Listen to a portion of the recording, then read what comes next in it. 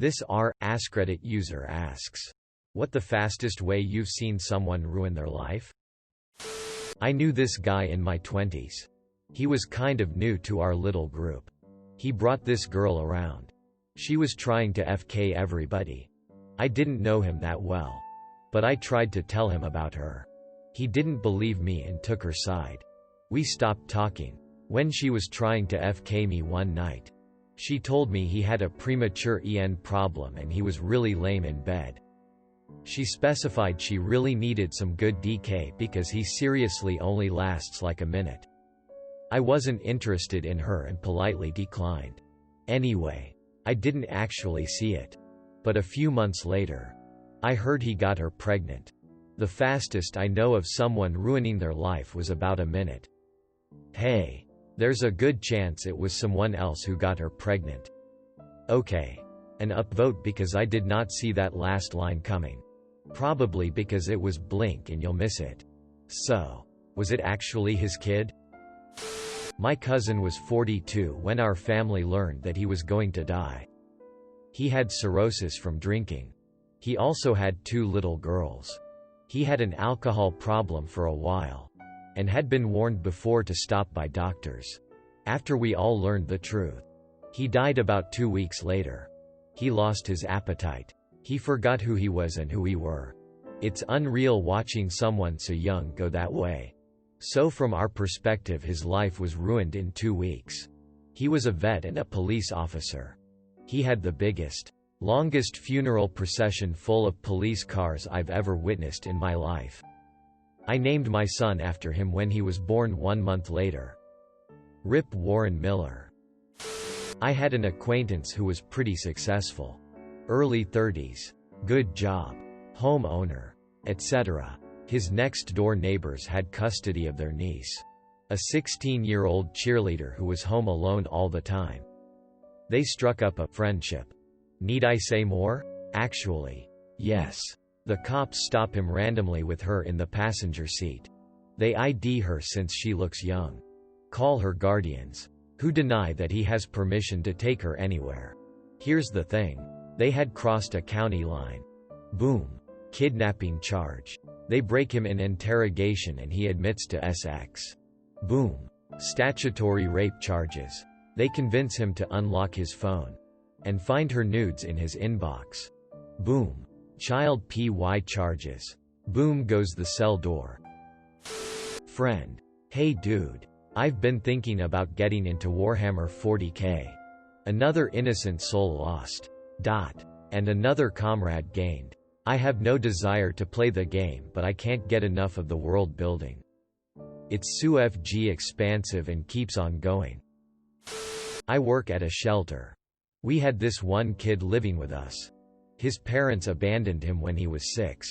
So the people and kids living and working at the shelter were all the family he had left. In the months before his 18th birthday, he made some serious debt. So we gave him the chance to stay longer with us, pay everything off before moving out. But this guy was kinda stupid, and so on the day of his 18th birthday he signed a lease for a flat, where he lived together with the girlfriend and kids of an older friend.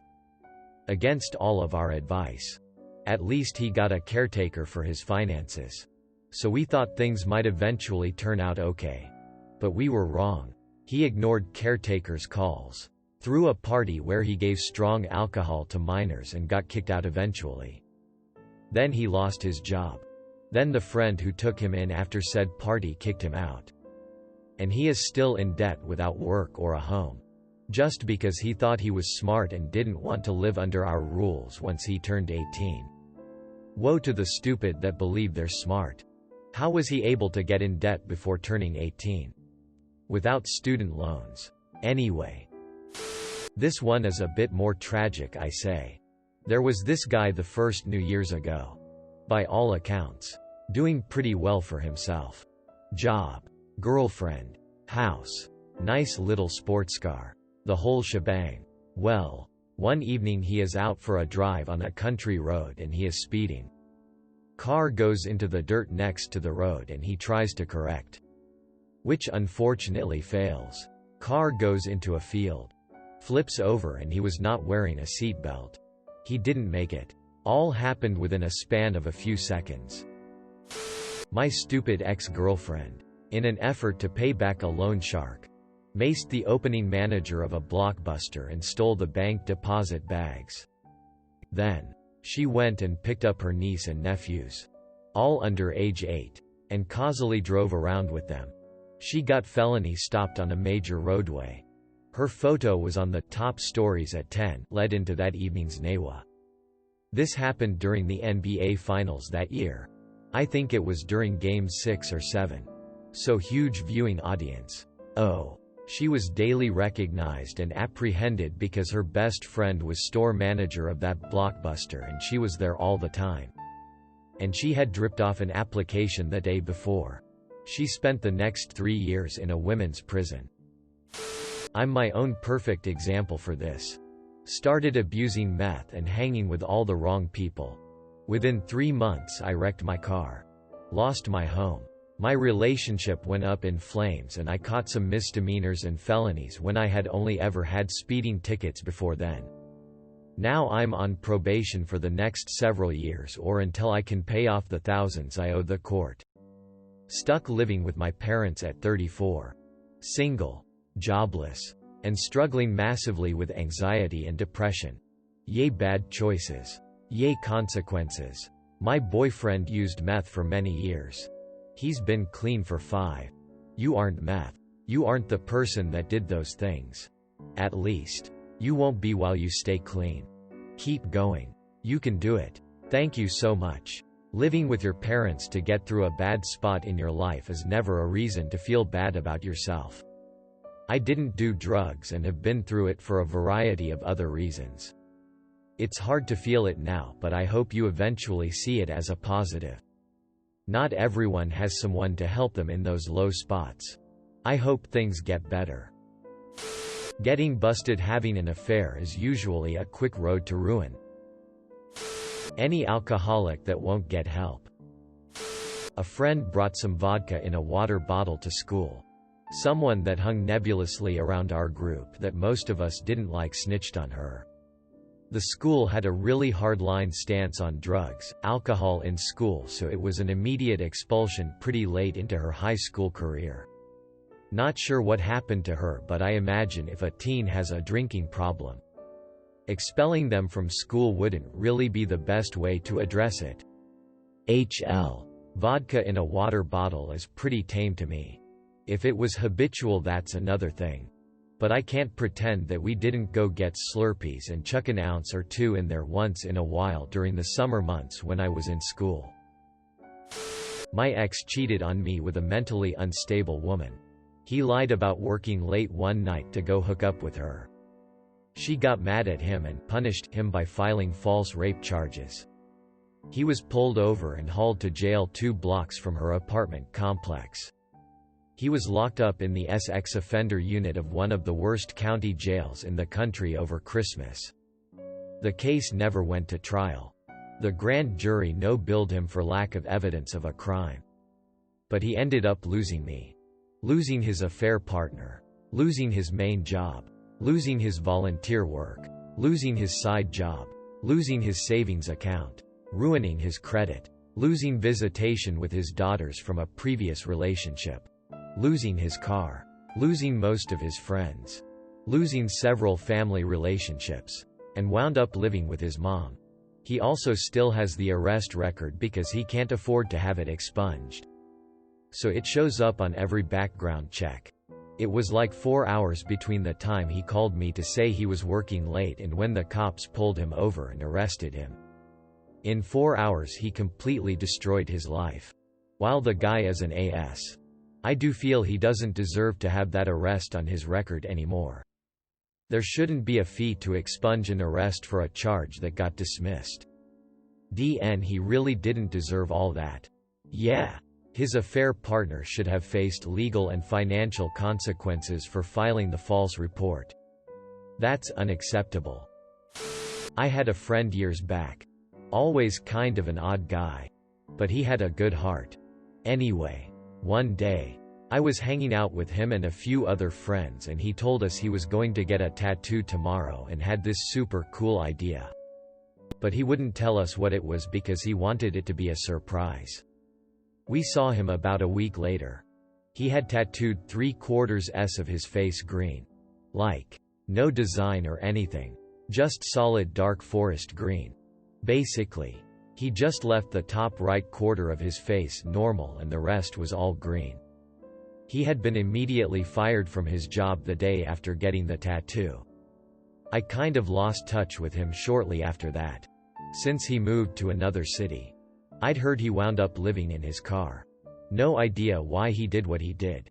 He'd had a very good job in IT at a pretty big company and was making decent money. No clue why he thought permanently turning 3/4 of his face green would be super awesome. I was a licensed firearms owner in Canada, and I sold a handful of handguns to my crack dealer when I was still smoking a few years back. And it caught up to me 3 years after I got sober. I'm going to court for sentencing in a couple of months, with the prosecutor seeking 6 to 8 years. And although it may not seem like that much in the grand scheme of things, but since I quit smoking crack, I got my driver's license, started my own construction business, and I'm in a 4-year relationship with an amazing woman who was the reason for my getting sober. All of that is going to be gone. And my grandpa, who is the only family who raised me I have left, will most likely be gone because of him being 84. I'm not sure where you would count the life being ruined. The second I made the decision to sell the firearms. The second the RCMP and local police pulled me over with 20 cars in morning rush hour. My name being put in the newspaper with my crime. Or when I get sentenced in a few months. I've decided it was the second I made the decision. This made me really sad. I am glad you got clean. I hope this works out for you and I wish you well. Wow. Sorry about this. I'm here if you need to talk. Hope everything turns out all right. Where I live we have a lot of high schools very close to each other. I'm not sure if this is normal, but it is an important detail. To save time, I'll call my school S1 and the neighboring school S2. S2 got an anonymous tip that a student was planning to bomb the school the next day. Everyone that worked at S2 got a day off. S1, however, was not closed. Some people complained that it wasn't fair. Total bullshit. And that we should have gotten a day off as well. Fast forward to the next day at 5 a.m. I got a text saying school would be closed that day. We were in the winter months, so a snow day wouldn't be unusual. I noticed there wasn't any snow, so I texted my friend asking if he knew anything about what was going on. He said no, so I went back to bed. Woke up a couple hours later with no follow-up text from the school. So I looked to see if there was anything about the closure on the news. Apparently a girl who went to my school, S1, had made an IG post saying they were gonna shoot up the lower commons the next day. She did this because she wanted a day off. And I really hope she enjoyed it because that was the last time she'll be free for a very long time. She was charged with some kind of terrorism and sentenced to 20 years in prison. TL. Doctor. Girl threatens to shoot up the school so we get a day off. Goes to prison for 20 years. Edit. Grammar. Holy ST. Did she actually get that sentence? I would have presumed when they found no materials to undertake the act the charges would be amended somehow. I was there when my older brother tried heroin for the first time. Fast forward 15 years and he is constantly going to the hospital for abscesses that appear on his arms and legs and is almost completely cut off from the rest of the family because he's robbed our parents more than once. Every few years he swears he is going to kick the habit. The first few times we collectively ponied up cash to send him to rehab and tried to be as supportive as we could. After the 10th relapse or so we're too exhausted to even pretend to be hopeful about his newest attempt to get clean. Good friend of mine was working as a high school English teacher in a small conservative town. Decided impromptu to drop a flag on the floor and stomp on it when teaching a lesson on free speech. Students complained. Parents and local veterans overreacted. School board fired him. Had to move and sell phones and then insurance as no school would touch him. Ruin their life is a bit strong. But had to give up his passion for just a job. Thanks for watching. Make sure to like and subscribe to the channel for more videos.